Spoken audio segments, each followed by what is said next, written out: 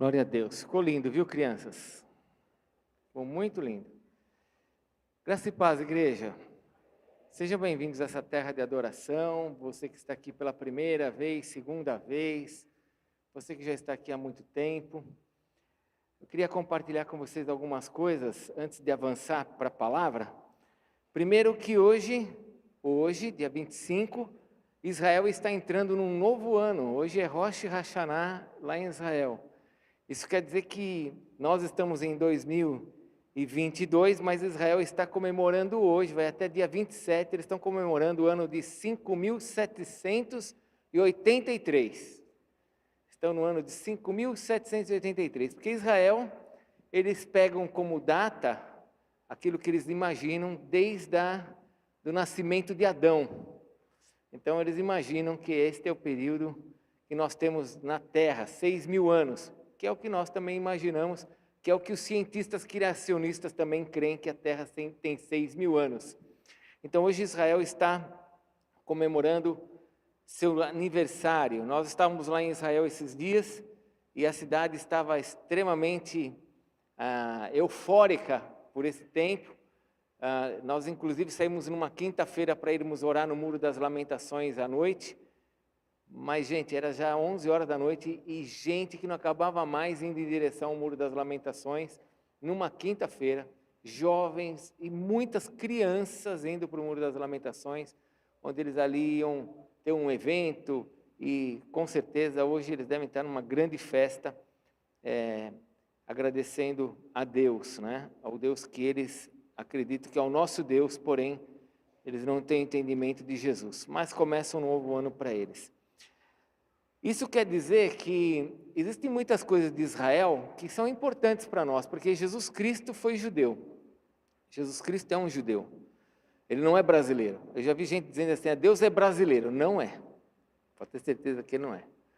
Se o nosso Deus, através de Jesus, tem uma nação que Ele escolheu e Ele estabeleceu os limites, esses limites, e essa nação é Israel.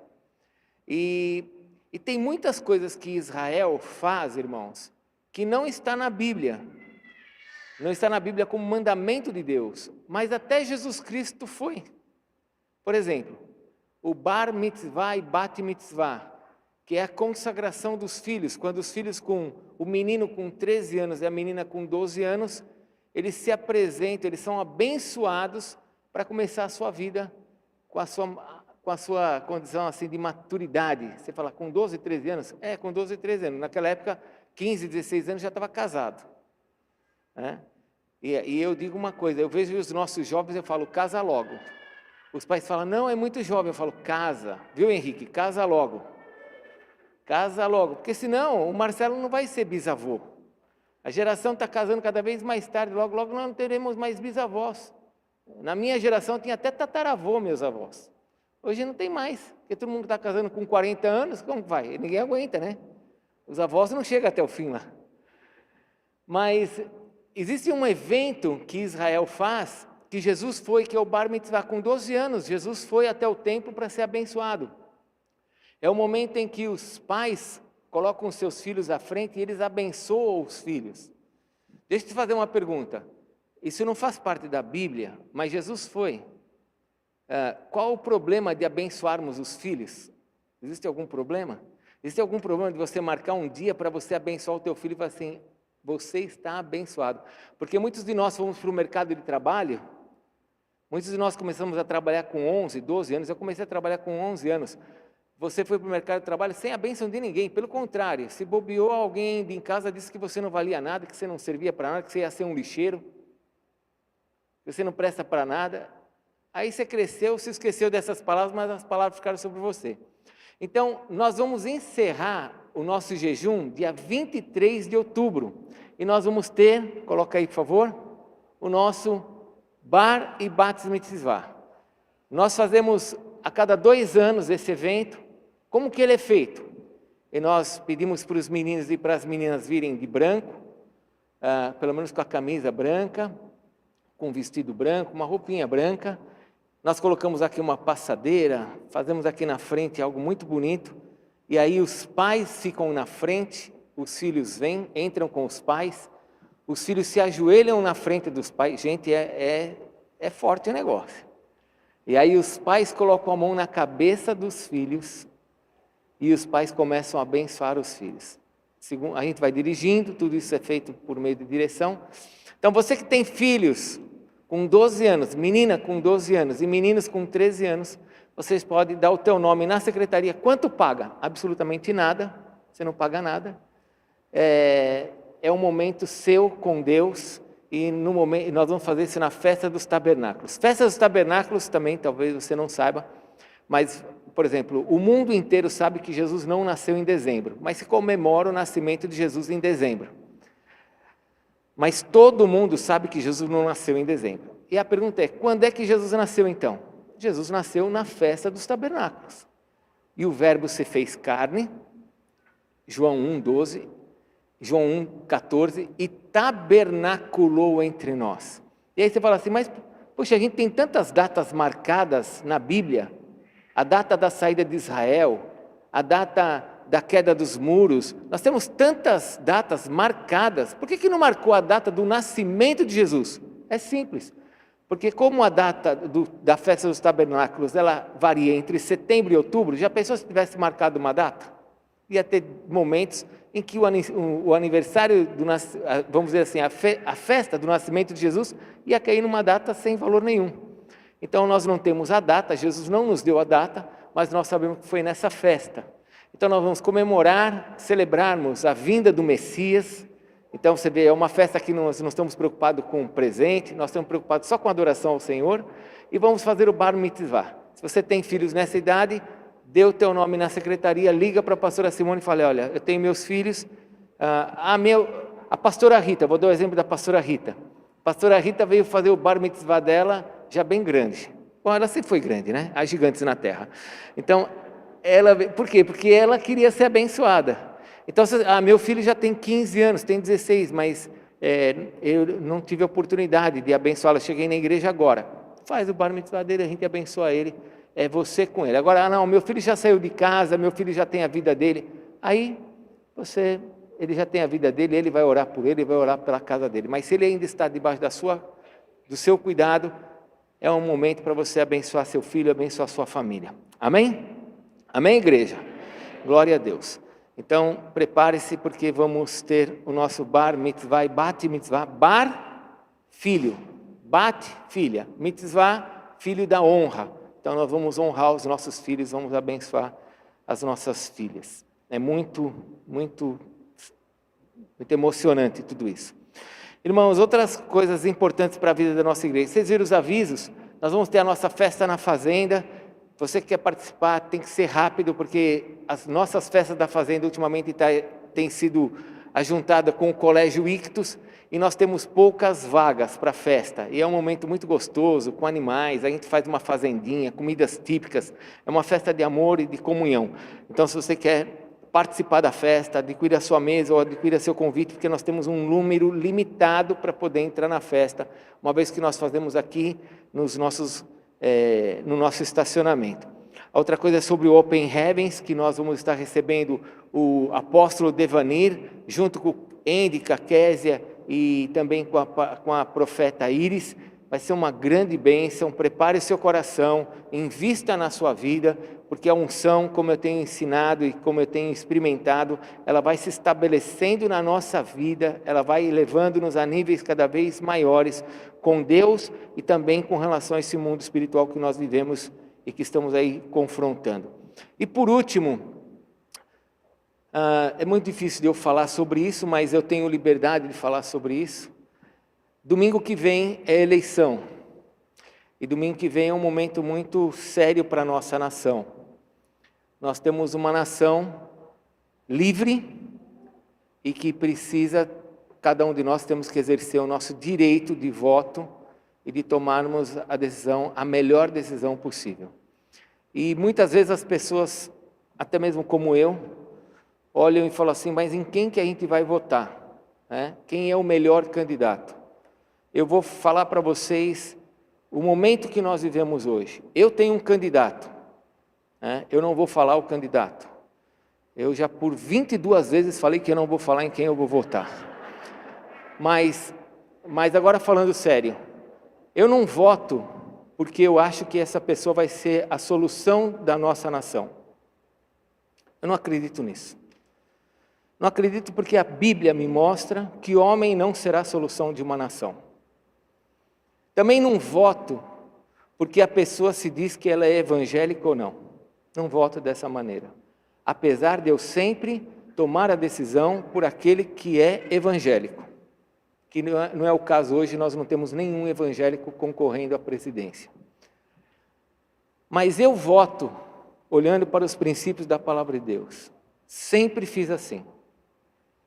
Já votei em pessoas que não eram boas, mas que elas tinham alguns princípios e eu olhava e falava, esse é o que vai causar menos estrago para nós como igreja. Então eu gostaria que vocês orassem pelo Brasil e na hora de vocês votarem como cristãos, vocês tomem a decisão correta.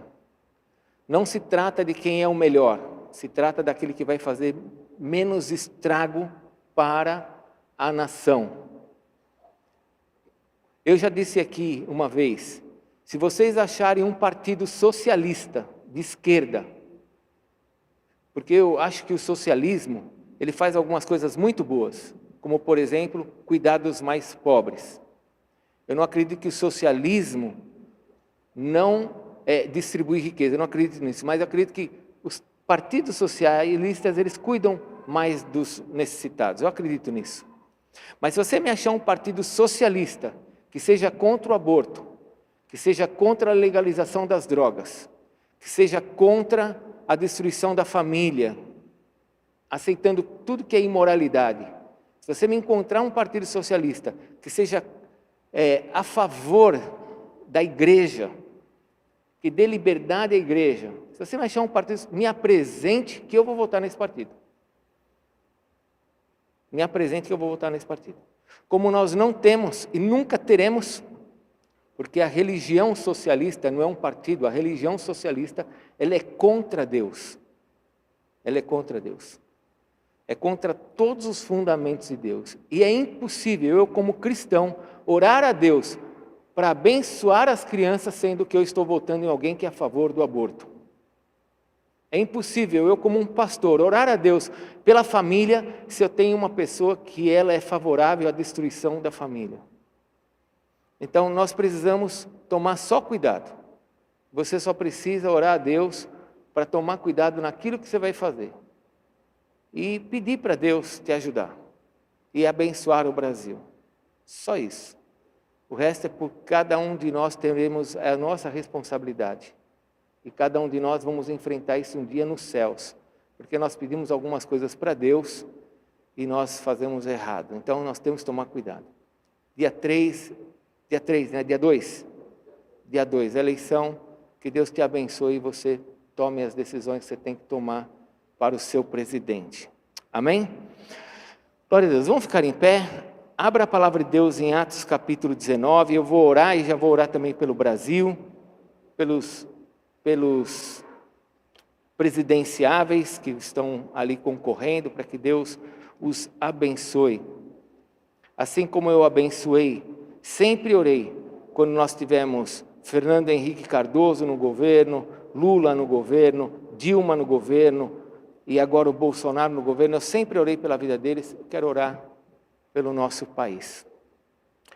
Pai, o Senhor diz na Tua palavra em Romanos 13, que é o Senhor que cuida do governo da terra, que é o Senhor que cuida de tudo isso. E nós muitas vezes não entendemos o que está acontecendo, mas nós cremos que o Senhor está cuidando. E nós pedimos que o Senhor nos dê, Senhor, sabedoria nesse tempo de eleição. Ó Deus, não se trata, Senhor, daquilo que eu acho que é certo ou que é errado, mas eu tenho a Tua palavra como prumo na minha vida. E eu peço que o Senhor dê aos Teus filhos esse entendimento, para que no dia 2 nós possamos votar a favor da nossa nação, a favor da vida, a favor da família, a favor da liberdade. Guarda-nos, ó Deus, guarda a nossa nação, guarda, Senhor, as nossas decisões e abençoa cada um dos presidenciáveis, Senhor. Abençoa cada um daqueles que estão concorrendo à eleição, para que, Senhor, em nome de Jesus, sobre eles venha o temor. E quem quer que ganhe, Senhor, quem quer que esteja à frente, possa olhar para o céu e saber que existe um Deus, e esse Deus é o Senhor. Ajuda-nos, Senhor, protege-nos, guarda a nossa nação. Nós te pedimos em nome de Jesus. Amém, Senhor. Amém? Atos capítulo 19. Irmãos, hoje é uma noite de libertação. Eu tenho uma revelação que vem me acompanhando desde quando eu estava em Israel, que eu passei pela Turquia e pela Grécia. Eu quero ler com você alguns versículos, a começar em Atos 19, versículo 11. Versículo 11. E vamos até o versículo 20. E eu vou pedir perdão já, não é nem perdão, vou pedir que você me compreenda, você que está em casa, porque quando eu terminar o versículo, nós vamos entrar num tempo de ministração e nós vamos fechar a nossa comunicação de televisão, de transmissão. Então, quando nós terminarmos a palavra, no final, antes da ministração, nós vamos encerrar a transmissão, porque vai ser algo muito especial aqui para nós. Atos 19 diz assim, acompanhem comigo. E Deus... Quem? Deus. E Deus, pelas mãos de Paulo, fazia milagres extraordinários, a ponto de levarem aos enfermos lenços e aventais do seu uso pessoal, diante dos quais as enfermidades fugiam das suas vítimas e os espíritos malignos se retiravam. E alguns judeus exorcistas ambulantes tentaram invocar o nome do Senhor Jesus sobre possessos de espíritos malignos, dizendo, esconjuro-vos por Jesus, a quem Paulo prega. Os quais faziam isso eram 7 filhos de um judeu chamado Seva, sumo sacerdote. Mas o espírito maligno lhe respondeu, conheço a Jesus e sei quem é Paulo, mas vós, quem sois? E o possesso do espírito maligno saltou sobre ele, subjugando a todos, e de tal modo prevaleceu contra eles, que desnudos e feridos fugiram daquela casa. Chegou este fato ao conhecimento de todos, assim judeus como gregos, habitantes de Éfeso. Veio temor sobre todos eles, e o nome do Senhor Jesus era engrandecido. Muitos dos que creram vieram confessando e denunciando publicamente as suas próprias obras. Também muitos dos que haviam praticado artes mágicas, reunindo os seus livros, os queimaram diante de todos. Calculando os seus preços, achou-se que montavam a 50.000 denários. Assim a palavra do Senhor crescia e prevalecia poderosamente. Até aqui, vamos orar? Mais uma vez, Senhor, estamos com a Tua palavra aberta, nós viemos nesse lugar para Te adorar, viemos nesse lugar para recebermos do Senhor algo novo nesta noite, e clamamos que o Senhor nos visite com o Teu Espírito, de forma, Senhor, que nós sejamos tocados pelo Senhor, e de forma que Satanás seja vencido nesta noite. Todo espírito imundo contrário ao Senhor caia por terra em nome de Jesus. E que o Senhor faça uma obra de milagres em nós. Nós te pedimos, Pai, e te agradecemos em nome de Jesus. Amém, Senhor. Pode se assentar, por favor.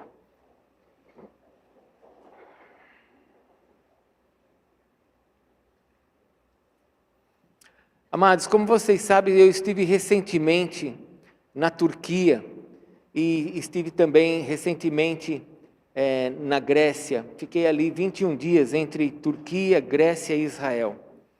E quando você vai para a Turquia você anda realmente por todos aqueles lugares que os apóstolos andaram. É impressionante.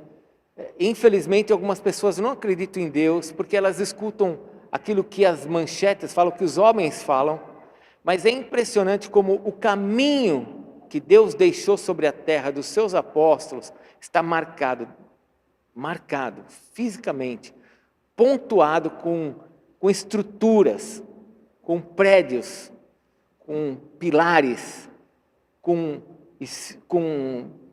pedras com nomes entalhados, como eu fiz até um vídeo mostrando que muitas pessoas falam na National Geographic, que Pilatos nem existiu, só que quando você vai para Cesareia Marítima tem uma pedra desse tamanho falando que Pilatos foi governador. Aí você fala, como é que ele nunca existiu se tem uma pedra com o nome dele? Então nós andamos por lugares assim tremendos, e um desses lugares é exatamente a cidade de Éfeso, a qual Paulo está aqui agora, fazendo milagres e fazendo prodígios. Essa cidade de Éfeso, só para você ter uma ideia, é um dos maiores sítios arqueológicos do mundo, não é só da Turquia, mas é do mundo. Existem pilares inteiros preservados,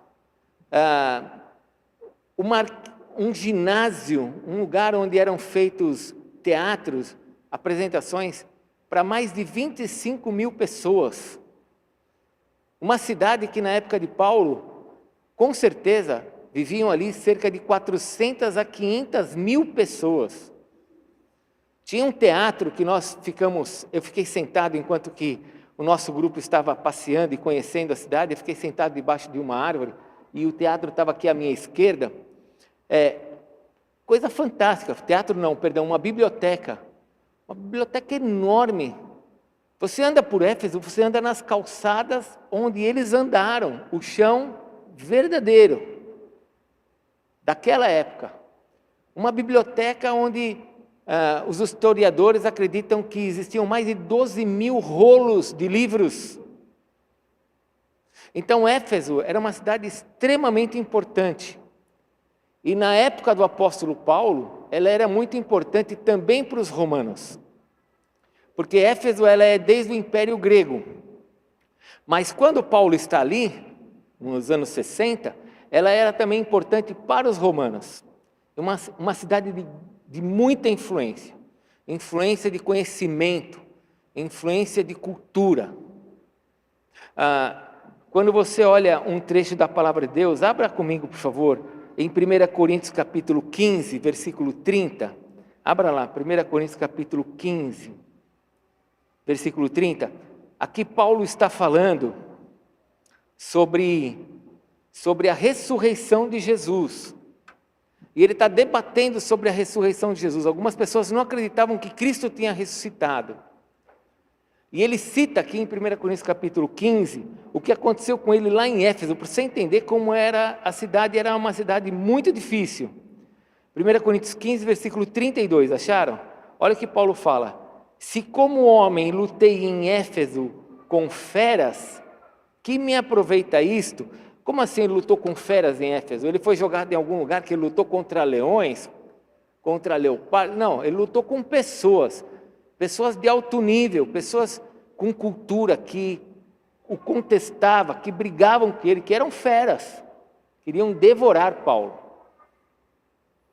Então, quando Paulo chega em Éfeso, ele chega num lugar extremamente hostil e carregado, fala para o teu irmão, carregado, meus irmãos, carregados de demônios, um ambiente totalmente hostil por causa da cultura grega, do conhecimento grego, da lascívia grega, da imundície grega, um ambiente carregado de tanta maldade, tanta sujeira, mas também carregado de demônios.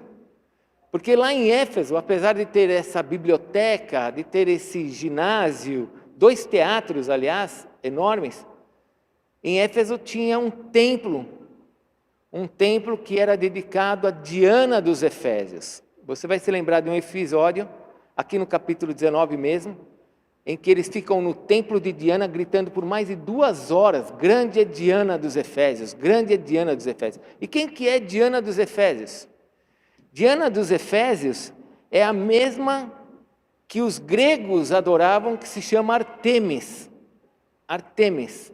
Os gregos adoravam Artemis, os romanos adoravam a mesma imagem, só que com o nome de Diana. Quem era Artemis e quem era Diana, que é a mesma pessoa? Era a protetora dos caçadores, uma deusa específica para a fertilidade, que abençoava casamentos, uma deusa que caiu do céu, apareceu.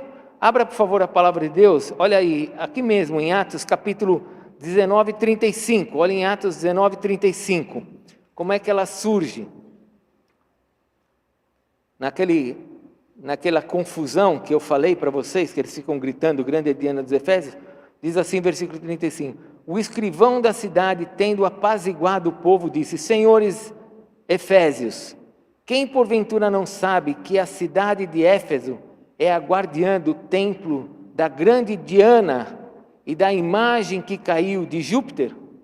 Ou seja, eles tinham uma imagem que eles acreditavam que veio do céu e que a fazia a grande deusa. O problema é que tanto Artemis para os gregos como Diana para os romanos é a mesma Astarote que Samuel proíbe de adorar, é a mesma Astarote que Jeremias fala que é a rainha do céu. A mesma entidade. As Astarotes, ela é uma deusa da fertilidade, uma deusa que protege os caçadores, ou seja, uma deusa de guerra. Fale comigo, deusa de guerra. É a mesma deusa, a rainha do céu. E só para você ter uma ideia, eu não vou entrar nesse assunto, tá bom? Mas se você um dia quiser estudar, porque eu sempre falo uma frase que eu aprendi de um professor, que mexeu com o meu coração. O fato de você não conhecer as coisas não é o problema. O problema é quando você não quer saber das coisas. Quando você fala assim, eu não quero saber disso. O fato de você não conhecer não é o problema. O problema é quando você não quer saber a verdade. Mas eu gostaria que um dia você estudasse um pouquinho sobre isso, para você entender por que as nações do mundo, geralmente têm deuses mulheres. E só uma informação para vocês, quando nós fomos para Éfeso, eu não levei o grupo lá, mas eu fui com a Adriana. Lá em Éfeso, não foi só Paulo que passou ali. Éfeso, Paulo passou na segunda e na terceira viagem missionária. Ele fez 3 viagens, na primeira não foi. Mas João também esteve em Éfeso. E diz a tradição que João, quando foi para Éfeso, o apóstolo João, ele levou Maria para lá. Porque lembram quando Jesus estava na cruz, falou: Filho, essa aqui é tua mãe? Lembram quando Jesus falou para João? Leva. Então acredita-se que Maria foi para Éfeso. E provavelmente deve ter ido mesmo. E por que eu digo isso? Porque no 4º século, que século? 4º século, 400 anos. O Brasil tem 500 anos, irmãos. É tempo para Bedel, 400 anos. No 4º século, a primeira igreja a ser levantada para Maria foi feita lá em Éfeso. E existe um lugar lá até hoje que é considerado a casa de Maria. Mas você vê onde está ali as deusas mulheres e aonde o inimigo vai levantando os seus deuses. Não estou falando da Maria que gerou Jesus, eu estou falando da Maria que foi levantada, que é diferente. Que a Maria que Jesus escolheu para ser gerada nela, essa está no céu. Ela é bem-aventurada. Foi uma das maiores mulheres que teve sobre a terra. Mas eu estou te falando do local onde uma deusa era adorada e aonde se estabeleceu no 4º século o lugar onde ela agora teria a sua casa. Vamos avançar. Paulo então encontra esse ambiente totalmente carregado, espiritualmente dizendo. Um ambiente de cultura elevada, grega e romana, e um ambiente carregado de espíritos imundos. Como que estava a cidade nessa época? Paulo está chegando na sua 2ª viagem missionária. Eu quero que você veja a cidade agora. Paulo está chegando nessa cidade, pela primeira vez, como um apóstolo do Senhor Jesus Cristo. Então agora eu preciso que você leia alguns versículos comigo. Versículo 2 do capítulo 19. Paulo chega em Éfeso e ele pergunta para os discípulos, para a igreja que estava lá. Existia uma igreja. Tinha uma igreja, ela se reunia nas casas. E Paulo pergunta assim para eles: vocês receberam porventura o Espírito Santo quando vocês creram? Ou seja, eles criam em Jesus. Você está pensando aqui? Sim ou não? Você trouxe seu cérebro hoje, não trouxe? Vamos usar. Paulo está perguntando assim: vocês receberam o Espírito Santo quando vocês crerem em Jesus? Pergunta, eles criam em Jesus ou não? Criam em Jesus. Mas eles tinham o batismo do Espírito Santo? Não, não sabiam. Olha o que eles dizem, ao que eles responderam: pelo contrário, nem mesmo ouvimos que existe o Espírito Santo.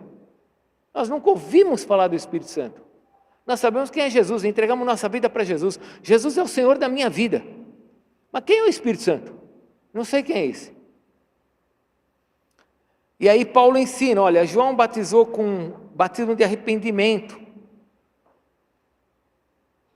E aí, versículo 5, eles ouvindo isso, eles foram batizados no nome de Jesus.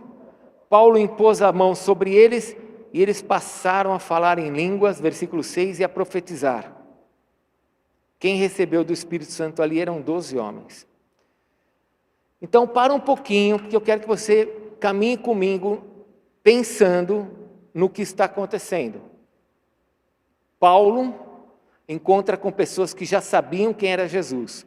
Olha para quem está do teu lado, essa pessoa já conhece quem é Jesus. Sim ou não? Você já sabe quem é Jesus, certo? Amém? Agora, por eles não deixarem o Espírito Santo agir neles, por eles não saberem quem era o Espírito Santo, pela unção não se manifestar neles, olha o que diz o versículo 9. Como é que estava a cidade? Como é que as pessoas agiam na cidade? Visto que alguns deles se mostravam empedernidos e descrentes, falando mal do caminho diante da multidão, Paulo apartou-se deles, separou os discípulos, passou a discorrer diariamente na escola de Tirano. Então, para um pouquinho, como é que estavam as pessoas em volta destes que já sabiam quem era Jesus? Endurecidos, empedernidos, incrédulos e falando mal ainda do caminho. O caminho eram os crentes. Pense um pouquinho. O fato de você ser crente não vai mudar o que está à sua volta. O que vai mudar à sua volta é se você estiver cheio do Espírito Santo. Vocês estão vendo aqui? Porque aqui nós temos um cenário. Qual que é o cenário? Homens que conheciam a Jesus. Como que estava a cidade? Arruinada.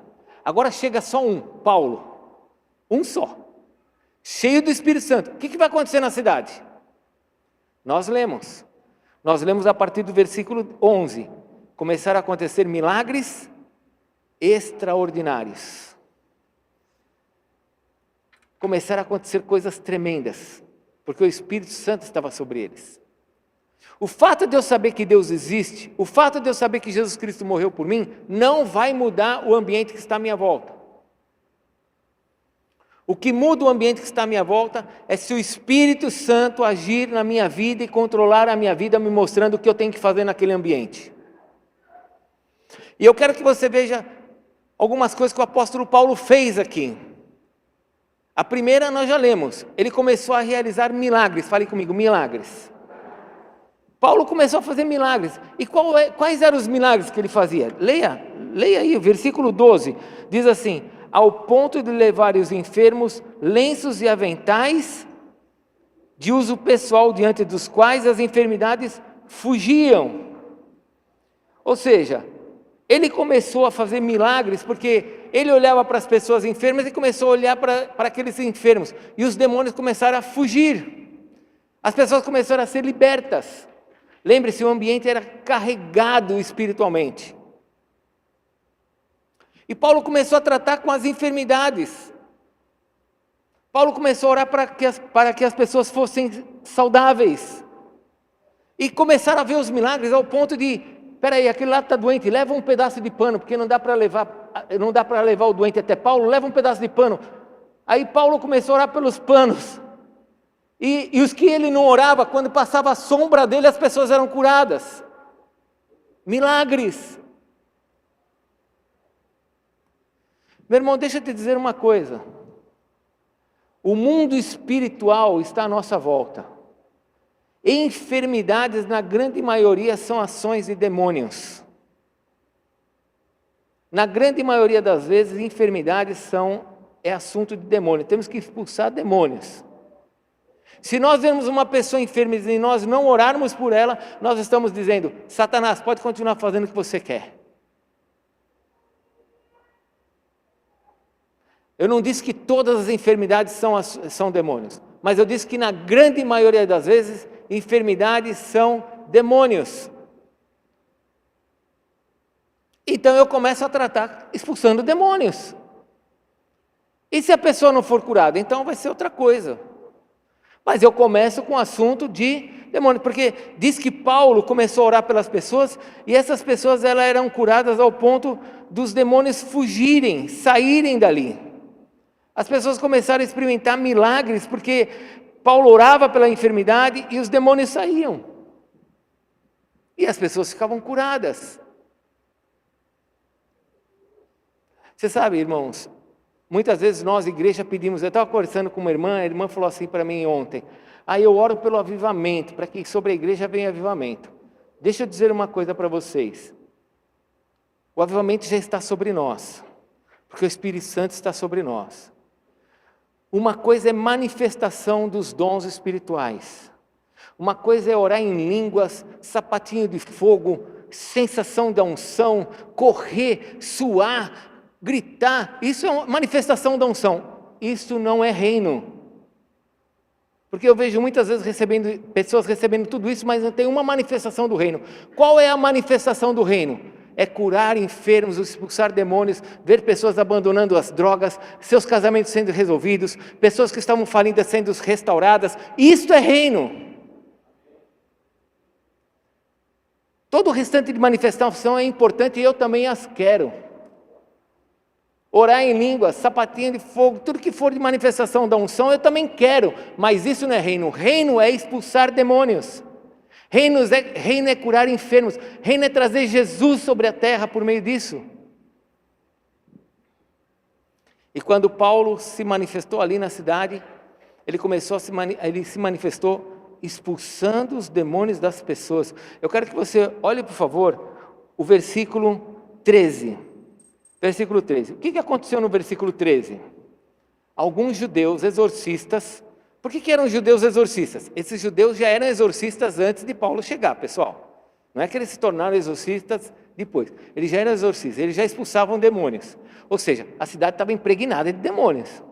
Porque até os judeus expulsavam demônios. Alguns judeus, filho de um sacerdote chamado Seva, eles viram o que Paulo fez, expulsando demônios. O que eles pensaram? Funciona melhor que o nosso. O homem chega lá e fala: em nome de Jesus, o demônio sai. Então eu vou fazer a mesma coisa, eu sou exorcista, nós somos exorcistas, nosso pai é sacerdote, vamos expulsar demônio.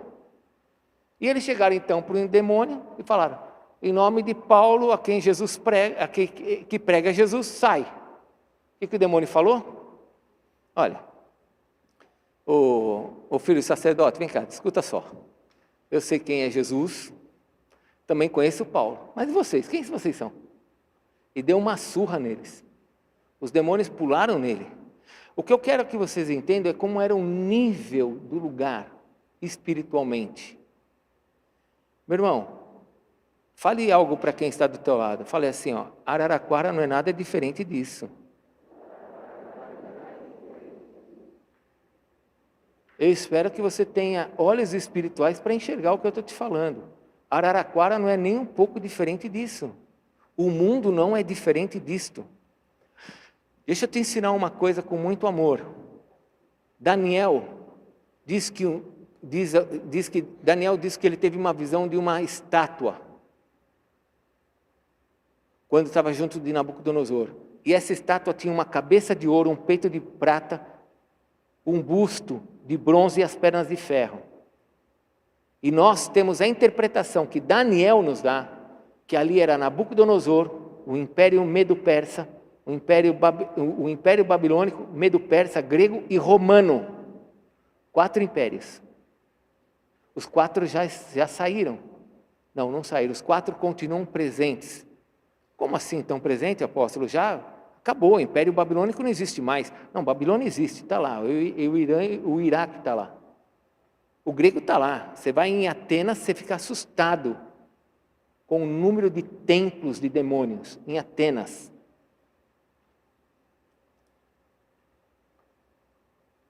Grego tá, medo-persa tá, todos eles estão aí. E por que eu te digo que eles estão ainda? Porque diz a palavra de Deus que um dia, fale comigo, um dia vai vir uma pedra do céu. Quem é a rocha? Quem é a rocha? Vai vir uma rocha do céu e vai destruir essa estátua, vai fazer ela virar pó. Então ela ainda continua exercendo influência em todos nós. Nós temos influência. Quando chega nas Olimpíadas, você não vê a pessoa lá na Grécia levantando a tocha olímpica lá na Grécia? Sim ou não? É influência de quem? Nós continuamos com todas essas influências, estão sobre a terra. Mas um dia a pedra vai vir do alto e vai destruir tudo isso, que é Jesus. Se Deus deu a revelação 600 anos antes dessas nações acontecerem, mais de 1000 anos, aliás, antes dessas nações acontecerem, Ele também deu a revelação que um dia Ele vai destruir isso, então Ele vai destruir.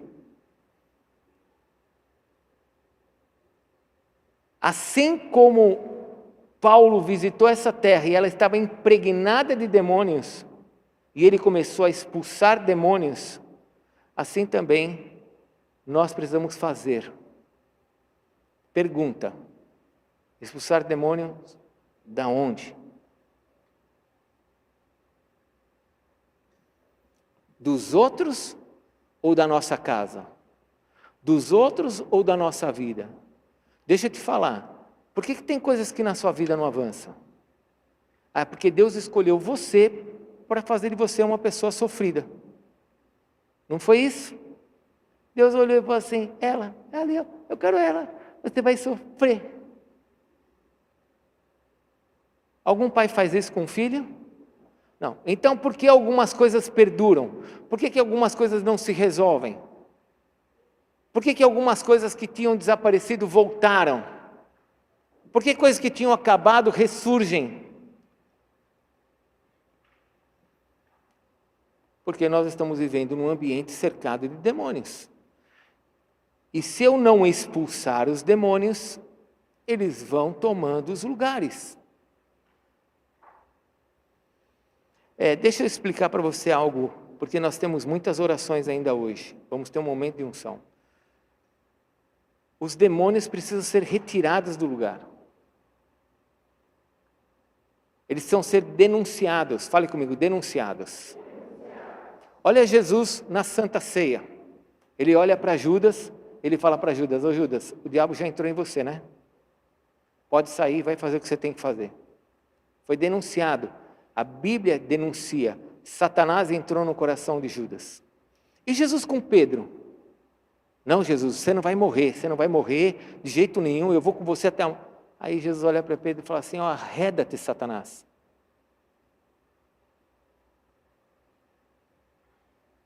Demônio precisa ser denunciado, a casa precisa ser limpa.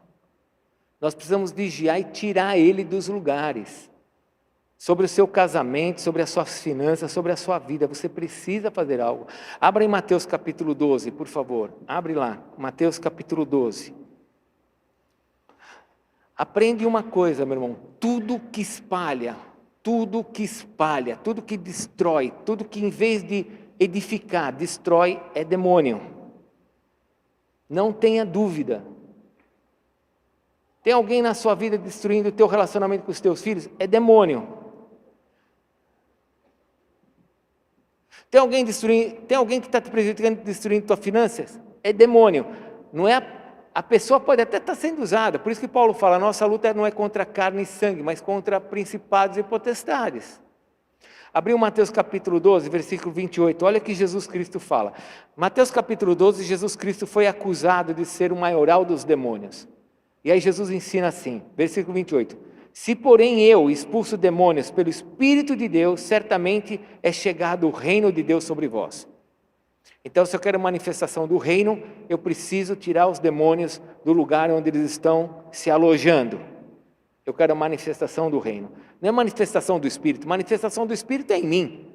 É orar em línguas, é estar cheio do Espírito. Tá? Manifestação do reino é expulsar demônios. É tomar posse do reino. Versículo 29. Ou como pode alguém entrar na casa do valente e roubar-lhe os bens sem primeiro amarrá-lo? Você escuta às vezes os crentes dizendo assim, está amarrado. Ou seja, se eu entro no território do inimigo, eu vou tirar ele dali, eu vou amarrá-lo. Saia amarrado. Versículo 20 ainda. E então lhe saqueará a casa. Quem não é por mim é contra mim. Quem comigo não ajunta? Qual é o contexto aqui? De demônios.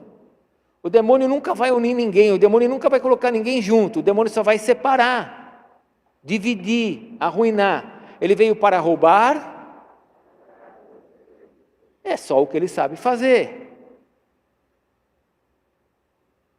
Então eu preciso entender que eu preciso tirar ele desses lugares. Eu preciso desfazer os lugares que ele se estabeleceu.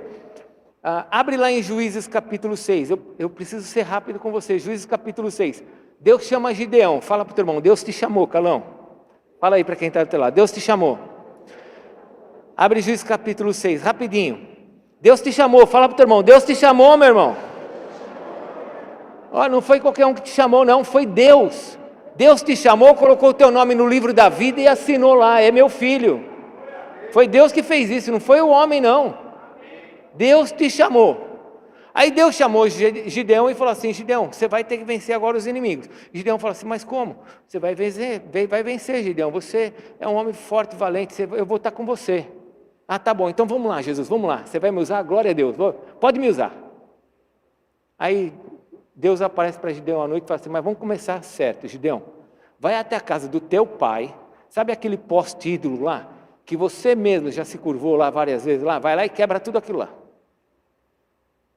Juízes capítulo 6, versículo 25.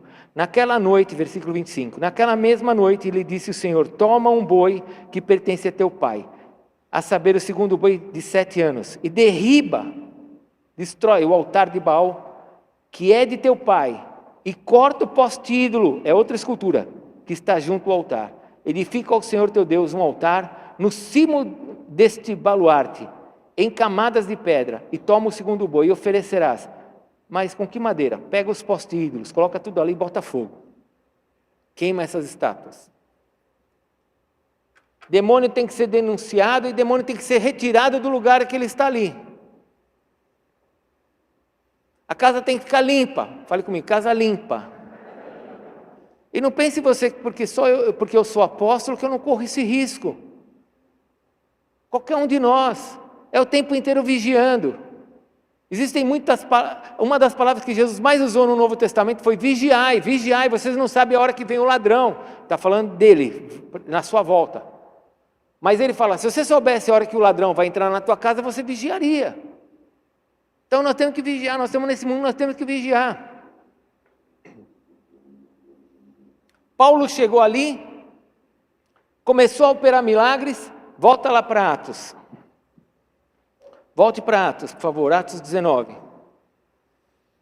As pessoas começaram a entender a palavra de Deus, começaram a ver os milagres, porque conforme você vai vendo os milagres, você se abre. Lembra, eram pessoas empedernidas, eram pessoas incrédulas, eram pessoas que falavam mal do caminho. Mas agora essas pessoas começaram a ver milagres, porque o reino começou a se estabelecer. E aí, olha agora em Atos, capítulo 19. Versículo 18, Atos 19, 18, acharam? Muitos dos que creram vieram confessando e denunciando publicamente as suas próprias, começaram a olhar e falaram assim, estou errado, isso está errado, isso está errado, isso está errado. Está errado, o que você vai fazer com o que está errado? Versículo 19, também muitos dos que haviam praticado artes mágicas, reunindo os seus livros, os queimaram diante de todos. Calculados o seu preço, achou-se que montava a 50.000 denários. Irmãos, 50.000 denários, uma moeda de denário, pagava um dia de trabalho de um homem. 50.000 denários, era dinheiro que não acabava mais. O que o povo começou a fazer quando eles viram os milagres? Quando eles começaram a entender que Jesus era o Senhor? Eles começaram a denunciar as suas obras más, começaram a abandonar as obras más e começaram a queimar aquilo. ou seja, a destruir aquilo onde o diabo entrou e estabeleceu ali o seu direito, o seu governo. Talvez você tenha na sua casa muitas coisas estranhas. Talvez você tenha praticado muitas coisas que você nem sabe que é bruxaria, você achou que é bonito. Guardar mechinha de cabelo do filho. Vai ver as origens. Aí depois você não consegue entender porque o filho não sai da sua casa, não consegue se libertar, porque você está prendendo teu filho desde bebezinho.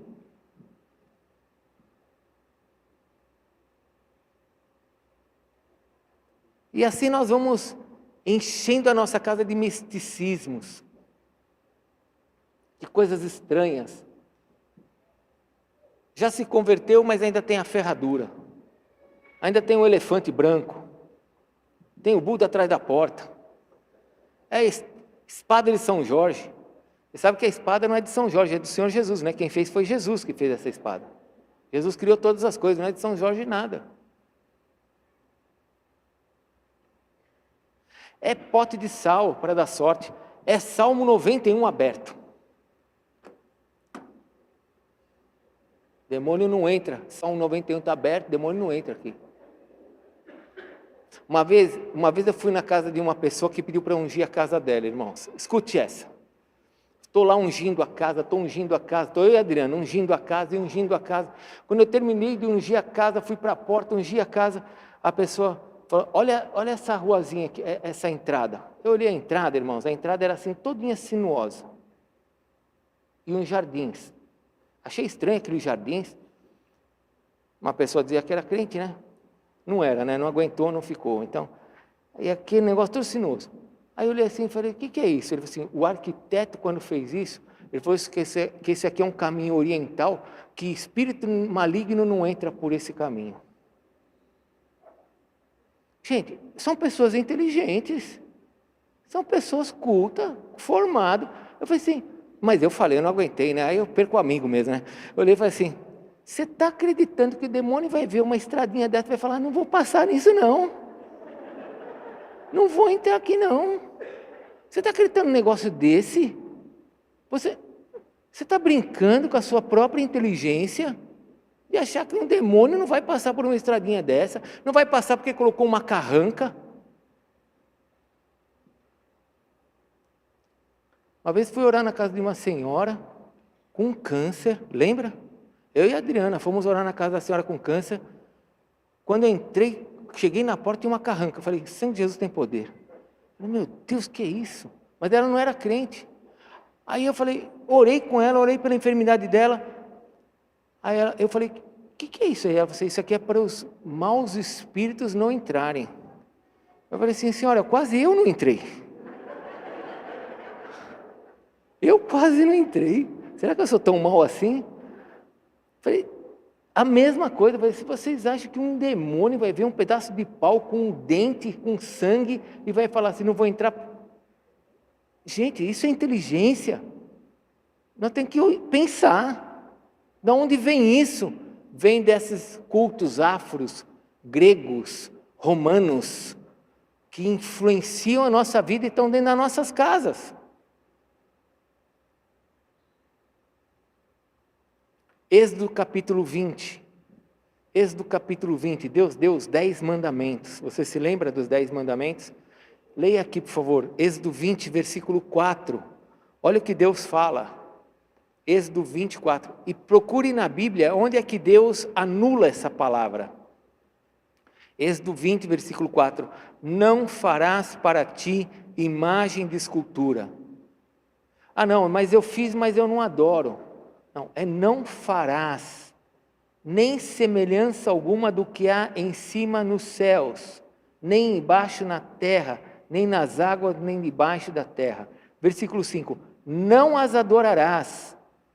Não, mas eu não adoro. Nem lhe prestarás culto. Culto de São João, culto de São Pedro, culto desse, culto daquele, culto.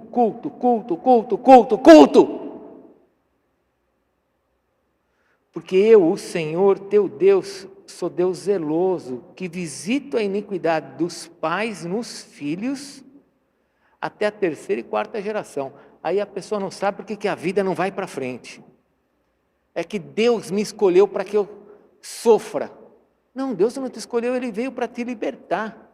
O que você precisa é tomar decisões e tirar o inimigo da tua vida. Limpar a casa.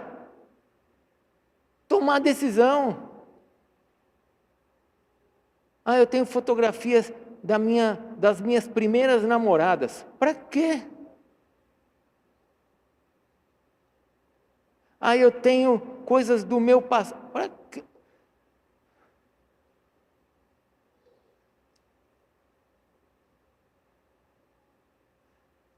Não, eu não ouço mais, mas eu guardei os discos de Led Zeppelin.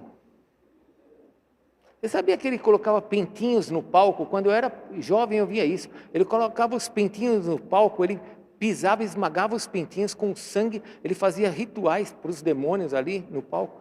Não, mas é só disco, é só música. Você precisa limpar a sua vida, meu irmão. Enquanto você não limpar a sua vida, não há como Deus agir no meio de demônios. Deus te abençoa e os demônios te tomam. Porque você não pode dizer que você não é abençoado. Você pode dizer que você é roubado. Mas abençoado você é porque Deus está do seu lado. A questão é que Deus te abençoa e o diabo te rouba. A questão é que Deus te dá e o diabo te tira. Então, eu vou parar aqui. Quinta-feira eu estou ministrando a igreja. E na quinta-feira eu vou pedir para que você que tenha pessoas que estejam doentes e que não vieram hoje, traga a roupa dessas pessoas para a gente orar, para a gente ungí-las. Traga lenços para a gente orar. Na quinta-feira nós vamos orar. E se você não vier na quinta e vier no domingo, traga para a gente orar nos domingos.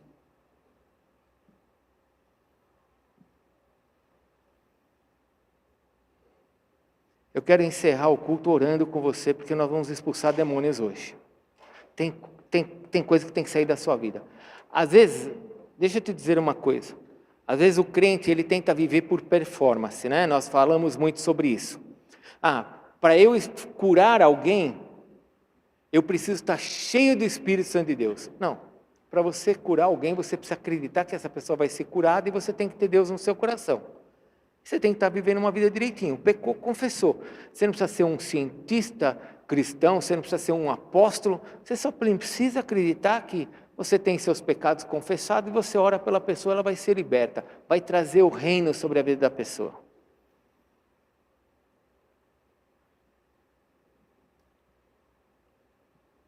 Você precisa acreditar que Deus pode usar você. É só você estar com a sua vida direitinho, confessando o teu pecado, andando com Deus. Não é por performance, é pela graça. Não é pelo muito falar, por orações longas. Jesus olhava e falava assim: você quer ser curado? Pedro olhou e falou assim: eu não tenho prata nem ouro, mas o que eu tenho te dou, levanta e anda. Não sou contra orações longas. O que eu quero dizer é que não é performance de oração, não é performance de vida, é Jesus em nós. Mas eu também preciso entender que da mesma maneira que eu quero que as pessoas sejam curadas, eu preciso ser liberto. Eu preciso ser liberto. Eu preciso ser uma pessoa abençoada. Eu cheguei ontem na dança, tinha uma menininha, quando eu olhei assim na cabecinha dela, tinha algumas feridinhas na cabeça dela. Eu perguntei para ela: o que é isso? Ela falou assim: é um shampoo que me irrita. Coloquei a mão na cabeça dela e orei por ela. Deixa eu terminar a mulher da carranca. Nós evangelizamos a mulher da carranca, ela colocou a carranca fora da vida dela, ela foi curada do câncer. Não foi curada? Quem estava matando ela era aquele demônio. Você precisa acreditar que Deus é o mesmo ontem, hoje e eternamente. Agora você está querendo avançar e tem coisa que você ainda está preso. Dá uma olhada na sua casa, vê o que tem ali. Se tem coisa errada, traz para a igreja para queimar. Livros de filosofias que negam Deus, que negam Jesus. Não, mas é só conhecimento, como os gregos, endurecidos, empedernidos. O que endureceu? um conhecimento falso, um conhecimento errado. Esse conhecimento de Deus amolece o nosso coração, não nos endurece. Então feche a sua Bíblia, por favor. Nós vamos orar. Eu queria chamar aqui para frente a nossa liderança, por favor, venham para frente, porque nós vamos expulsar demônios.